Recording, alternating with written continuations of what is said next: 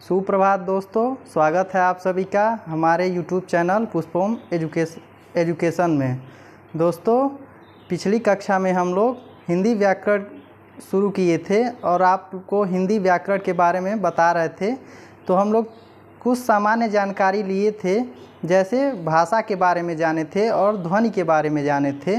तो मैं आप लोगों को बताया था कि ध्वनि जो होती है वह शब्दों की आधारशिला होती है और बिना ध्वनि के शब्दों की कल्पना नहीं की जा सकती। और मैं आपको कुछ उदाहरण देके भी बताया था कि जो मैं बोल रहा हूँ और मेरी बात आप तक पहुँच रही है, यह ध्वनि है। अर्थात कि जो भी हमारी वाणी द्वारा व्यक्त होती है वह ध्वनि के माध्यम से आप तक पहुँचती है, उसको हम ध्वनि कहते हैं। और मैं आपको बताया था कि वर्णमाला में कुल 52 वर्ण होते हैं, सबका उच्चारण स्थान भी बताया गया था। अब जब हम लोग क्रम से उसके भेद को पढ़ेंगे तो उसमें फिर एक बार आपको अच्छे से उच्चारण स्थान के बारे में बताया जाएगा, जो कि परीक्षाओं की दृष्टि से अत्यंत महत्वपूर्ण है। आप पिछले किसी एग्ज़ाम के पेपर उठा के देखेंगे जिसमें हिंदी व्याकरण का सिलेबस रखा गया है, तो उसमें निश्चित रूप से ये जो उच्चारण स्थान वाली ध्वनियाँ हैं इसको ज़रूर पूछा गया रहता है। बहुत सारे परीक्षाओं में तो ये भी पूछा रहता है कि अंतस्थ व्यंजन किसे कहते हैं, ऊष्म व्यंजन किसे कहते हैं, और फिर किसका उच्चारण स्थान कंठ है, दंत है, ओष्ठ है। इन सारी चीज़ों की चर्चा पिछली कक्षा में हुई थी। अब आज हम उसके आगे का देखेंगे कि हिंदी के वर्ण में इसके दो भेद होते हैं, एक होता है स्वर और दूसरा होता है व्यंजन। आज की कक्षा इन दोनों के बारे में हम चर्चा करेंगे, स्वर और व्यंजन के बारे में। तो मैं उस दिन आपको जब पढ़ा रहा था तो बताया था कि स्वर 11 होते हैं और आपको लिख के बताया भी गया था कि कितने स्वर होते हैं। आखिरी अंग और अह को छोड़ के ये दोनों अयोगवाह होते हैं। इन दोनों को छोड़ के जितने भी वर्ड होते हैं वो सारे स्वर के अंतर्गत आते हैं।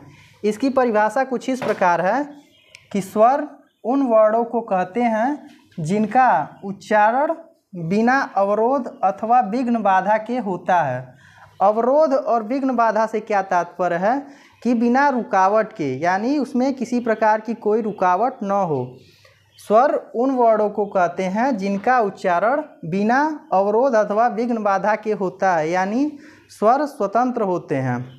जब हम स्वरों को उच्चरित करते हैं तो बिना किसी रुकावट के वह उच्चरित होते हैं, और जो हमारे मुख से वायु निकलती है वह बिना रुकावट के निकलती है। और स्वर जो होते हैं वह स्वतंत्र होते हैं, इसमें किसी प्रकार का कोई अवरोध और विघ्न बाधा नहीं रहता है, और यह स्वतंत्र होते हैं, यह किसी की सहायता से नहीं उत्पन्न होते हैं। आप स्वर की परिभाषा याद रख सकते हैं कि जो स्वतंत्र रूप से बोले जाएं वह स्वर कहलाते हैं। इसका एक ट्रिक भी याद हो सकता है, यहाँ पे स्वर लिखा है तो स्व और यहाँ पे लिखा है स्वतंत्र, यानी स्वर वह होते हैं जो स्वतंत्र रूप से बोले जाएं, जिसमें किसी अन्य वर्ण की सहायता नहीं ली जाती है, वही स्वर होते हैं। और इसमें देखेंगे कि हिंदी में स्वर वर्णों की संख्या 11 होती है। हिंदी में कुल जो स्वर वर्णों की संख्या होती है वह 11 होती है, और इसको क्रम से बांटा गया है ह्रस्व स्वर, दीर्घ स्वर और संयुक्त स्वर। तो ह्रस्व स्वर में क्या क्या आता है? अ, ई, उ, री, ये जो होते हैं ह्रस्व स्वर में आते हैं। ह्रस्व स्वर को ऐसे भी हम जान सकते हैं कि जिसमें किसी मात्रा का कोई योग न हो। फिर दीर्घ का मतलब होता है बड़ा, ह्रस्व का मतलब होता है छोटा। दीर्घ में क्या क्या आता है? आ, ई, उ। और फिर संयुक्त स्वर, जो दो संयुक्त स्वर उनको कहते हैं कि जो दो वर्णों के मेल से बनते हैं, जो संयुक्त होते हैं। संयुक्त स्वर में कौन कौन से आएंगे? ए, ऐ, ओ, औ। ये सारी चीज़ें ह्रस्व, पहला तो हो गया ह्रस्व, फिर दीर्घ, फिर संयुक्त स्वर। इसको परीक्षाओं में पूछा जाता है कि ह्रस्व स्वर कौन से होते हैं, दीर्घ स्वर कौन से होते हैं और संयुक्त स्वर कौन से होते हैं। तो जब आप इस ग्राफ को याद रखेंगे, इस चीज़ को याद रखेंगे कि ह्रस्व स्वर में कौन कौन से स्वर आते हैं? अ, ई, उ, री। और फिर दीर्घ में आते हैं आ, उ, और ई, और फिर संयुक्त स्वर में ए, ऐ, ओ, औ। अब इनको हम जब काउंट करेंगे तो आप देखेंगे कि 1 2 3 4 5 6 7 8 9 10 11, यानी कुल 11। मैं बताया हूँ अभी आपको कि स्वरों की संख्या कुल 11 होती है। और यहाँ पे इसको इस रूप में विभक्त किया गया है। यहाँ पे आप देख लेंगे कि स्वर जब आप गिनेंगे तो इनकी संख्या 11 हो रही है।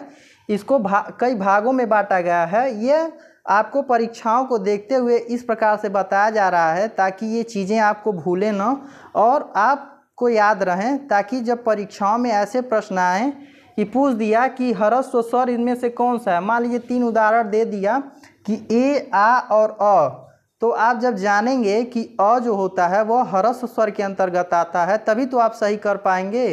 तो इसलिए आपको ये सारी चीज़ें बताई जा रही हैं। निश्चित रूप से ये आपके लिए लाभकारी हैं और आप इसे ध्यान से देखिए और याद करने का प्रयत्न करिए। तो ये तो हो गया ह्रस्व के बारे में। अब एक बात और आती है कि री और री। कुछ लोग होते हैं कि जो री है, कुछ लोग होते हैं जो री है इसको मूल स्वरों के अंतर्गत गिनते हैं, लेकिन यह सिर्फ संस्कृत में इसका प्रयोग होता है, हिंदी के स्वरों में इसका प्रयोग नहीं होता है। अब बात आती है री की। री जो होता है ये भी एक सीमा तक हिंदी में प्रयोग किया जा रहा है। धीरे धीरे इसकी भी विलुप्तता हो रही है, धीरे धीरे यह भी विलुप्त हो गया है और संस्कृत का बन के रह गया है। जैसे हिंदी में इसकी कुछ कुछ प्रयोग बाकी हैं, जैसे हम देख सकते हैं कि ऋषि, इसको हम देख सकते हैं ऋषि, ऋण, यानी कि ऐसे शब्द जो हैं, यानी री का जो प्रयोग है वह हिंदी में कहीं कहीं देखने को मिलता है, यानी एक सीमा तक देखने को मिलता है और ये संस्कृत का बन करके रह गया है। तो इन चीज़ों को भी आप ध्यान में रख लेंगे, क्योंकि जो री है इसको बहुत से विद्वान कुछ मूल स्वरों के अंतर्गत मानते हैं, लेकिन ये बस संस्कृत का है, इसका प्रयोग संस्कृत में होता है, ना कि इस मूल स्वरों में। इसके जो मूल स्वर हैं वो 11 होते हैं, वो आपके सामने हैं। आप इस वीडियो को निश्चित रूप से देखेंगे और अपने सहयोगी मित्रों को भी दिखाएंगे जो प्रतियोगी परीक्षाओं की तैयारी कर रहे होंगे। निश्चित रूप से यह वीडियो आपके लिए लाभकारी साबित होगा। आप कमेंट के माध्यम से अपना फीडबैक हम तक ज़रूर पहुंचाएंगे। फिर अगला आता है मात्रा और उसके भेद। अब हम इसको देखेंगे कि मात्रा और उसके भेद, यह एक परिभाषा है जो कामता प्रसाद गुरु के अनुसार है। इसको भी देखना ज़रूरी है, कभी कभी परीक्षाओं में परिभाषाएं पूछ देती हैं, तो इन चीज़ों को भी ध्यान में रखना अत्यंत आवश्यक है। कामता प्रसाद गुरु के अनुसार वह कहते हैं कि व्यंजनों के अनेक प्रकार के उच्चारण को स्पष्ट करने के लिए जब उनके साथ स्वर का योग होता है, तब स्वर का वास्तविक रूप जिस रूप में बदलता है उसे मात्रा कहते हैं। कह रहा है कि व्यंजनों के अनेक प्रकार के उच्चारण को स्पष्ट करने के लिए, यानी जो व्यंजन वर्ड होते हैं उनके उच्चारण को स्पष्ट करने के लिए जब उनके साथ स्वर का योग होता है, जब उनके साथ स्वर को मिलाया जाता है। अभी आप व्यंजन को जब पढ़ेंगे तो ये बातें और स्पष्ट हो जाएंगी कि जब कह रहा है कि व्यंजनों के अनेक प्रकार के उच्चारण को स्पष्ट करने के लिए जब उनके साथ स्वर का योग होता है, यानी जो व्यंजन होता है वह बिना स्वरों की सहायता से नहीं बोला जाता। वही बात है यहाँ पे कि जब उनके साथ स्वर का योग होता है तब स्वर का वास्तविक रूप जिस रूप में बदलता है उसे मात्रा कहते हैं। यह परिभाषा जो है कामता प्रसाद गुरु के अनुसार है। अब इसमें मात्राएं 3 प्रकार की होती हैं, ह्रस्व, दीर्घ और प्लुत। इसकी चर्चा हम आगे करेंगे, आप इस परिभाषा को अवश्य याद रखेंगे। अब हम आगे देखेंगे कि जो मात्राओं के 3 भेद हैं, ह्रस्व, दीर्घ और प्लुत, उसके बारे में चर्चा हम लोग करेंगे। मैं बताया हूँ अभी आपको कि मात्रा के कुल 3 भेद होते हैं, ह्रस्व, दीर्घ और प्लुत। ह्रस्व से 2 गुना समय लगता है दीर्घ में और इससे 3 गुना समय लगता है प्लुत को उच्चारण करने में, यानी कि जो ह्रस्व होता है वो आसानी से उच्चारित हो जाता है उससे दोगुना समय लगता है दीर्घ को उच्चारित करने में और उसके तिगुना समय लगता है प्लुत को उच्चारित करने में। अब हम इसको देखेंगे। मैं अभी आपको बताया हूँ कि ह्रस्व के अंतर्गत कौन से स्वर आते हैं और दीर्घ के अंतर्गत कौन से स्वर आते हैं, तो ऐसे आपको एक चार्ट के माध्यम से बताया हूँ। अब इसकी परिभाषा भी आप लोग देख लेंगे और समझ लेंगे। ह्रस्व की परिभाषा है कि वे स्वर मूल या ह्रस्व या एक मात्रिक कहलाते हैं जिनकी उत्पत्ति दूसरे स्वरों से नहीं होती। कहने का तात्पर्य यह है कि जो ह्रस्व स्वर होते हैं वह एक मात्रिक होते हैं, अर्थात उसमें कोई मात्रा जुड़ी नहीं होती, वह एक मात्रिक होते हैं और जिनकी उत्पत्ति दूसरे स्वरों से नहीं होती, यानी कि वह बस अकेला रहता है, उसमें कोई अन्य स्वरों का सहयोग नहीं रहता है और उसमें कोई मात्राएं जुड़ी नहीं होती। वही बात है कि वे स्वर मूल या ह्रस्व या एक मात्रिक कहलाते हैं जिनकी उत्पत्ति दूसरे स्वरों से नहीं होती, जैसे अ, ई, उ, री। मैं अभी आपको बताया हूँ कि ह्रस्व के अंतर्गत अ, ई, उ, री यह 4 स्वर आते हैं। यह 4 स्वर जो होते हैं यह ह्रस्व के अंतर्गत आते हैं। आप इसको निश्चित रूप से ध्यान में रखिएगा और एक एक चीज़ बिना कुछ छोड़े वर्णमाला के अंतर्गत जितनी भी चीज़ें परीक्षाओं में पूछी जाती हैं वह सारी चीज़ें आपको हमारे चैनल के माध्यम से बताई जाएगी। तो आपके जितने भी प्रतियोगी हैं और आपके साथ के जितने भी प्रतियोगी परीक्षाओं की तैयारी करने वाले हैं, आप उन सभी को हमारे चैनल के बारे में बताइए और हमारे चैनल को सब्सक्राइब करवा दीजिए ताकि ये जो सारी जानकारी हैं वह आप तक पहुंच सकें। तो ये ह्रस्व के बारे में था। अब दीर्घ के बारे में हम लोग देखेंगे कि किसी मूल या ह्रस्व को उसी स्वर के साथ मिलाने से जो स्वर बनता है वह दीर्घ कहलाता है। ह्रस्व में कह रहा था कि जिनकी उत्पत्ति दूसरे स्वरों से नहीं होती।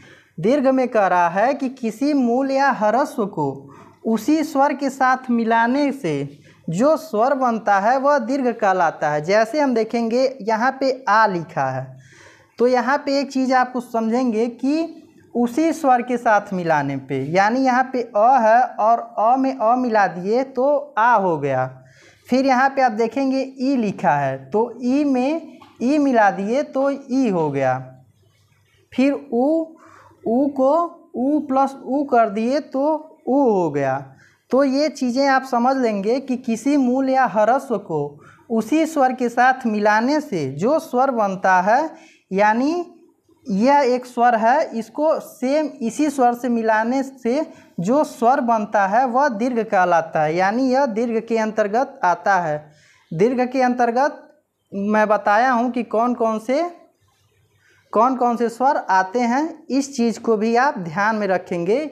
यानी यह एक मात्रिक होता है और यह दीर्घ द्विमात्रिक होता है और प्लुत जो होता है वह त्रिमात्रिक होता है। मैं इसको शुरुआत करते समय आपको बताया हूँ कि जब हम ह्रस्व का उच्चारण करते हैं तो आसानी से उच्चारित हो जाता है और उससे दोगुना समय लगता है दीर्घ का उच्चारण करने में और तिगुना समय लगता है प्लुत का उच्चारण करने में। तो ये चीज़ें भी आप सभी ध्यान से देखेंगे। अब अगला आता है प्लुत। यह काफ़ी समय लगता है इसको उच्चारित करने में काफ़ी समय लगता है। इसको हम देखेंगे कि जिस स्वर के उच्चारण में तिगुना समय लगे, मैं अभी बताया हूँ कि इसमें ज़्यादा समय लगता है, वही कह रहा है कि जिस स्वर के उच्चारण में तिगुना समय लगे उसे प्लुत कहते हैं। उसे हम क्या कहते हैं? उसे हम प्लुत कहते हैं। इसका कोई चिन्ह नहीं होता, इसके लिए 3 अंक लगाया जाता है, यानी इसके लिए यह चिन्ह प्रयोग होता है। इसको आप ध्यान से देख लेंगे। जैसे ओम, जब आप ओम का उच्चारण करेंगे तो इसमें ज़्यादा समय लगेगा और यह थोड़ी कठिनाई से उच्चारित होगा। जैसे आप स्वतः उच्चारित करके देख लेंगे। इसकी पहचान ये होती है कि इसमें 3 अंक का चिन्ह लगा होता है। तो इसको भी जैसा कि मैं बताया हूँ कि प्लुत जो होता है वो 3 मात्रिक होता है, तो इसमें आप देखेंगे कि यह 3 मात्रिक है और ह्रस्व 1 मात्रिक होता है और जो दीर्घ होता है वह द्विमात्रिक होता है। तो ये थे स्वर के अंतर्गत आने वाले कुछ महत्वपूर्ण पॉइंट्स।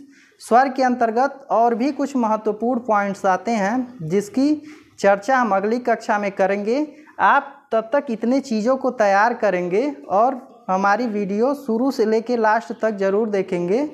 और जैसा कि पिछले कुछ दिनों से कक्षाएं स्थगित चल रही थीं, वह किसी तकनीकी कारणवश कक्षाएं स्थगित थीं। अब जो भी कक्षाएं हैं हिंदी व्याकरण की वह निरंतर आप तक पहुंचती रहेंगी। आप सभी लोग हमारी कक्षाएं लेते रहिए और यह निश्चित रूप से आपके लिए लाभकारी होगी। और फिर हमारे चैनल को सब्सक्राइब कर लीजिए और उसको लाइक करिए, औरों तक शेयर करिए और कमेंट ज़रूर करिए। फिर हम अगली कक्षा में स्वर के अंतर्गत आने वाले महत्वपूर्ण भाग को देखेंगे। आज के लिए इतना ही, धन्यवाद।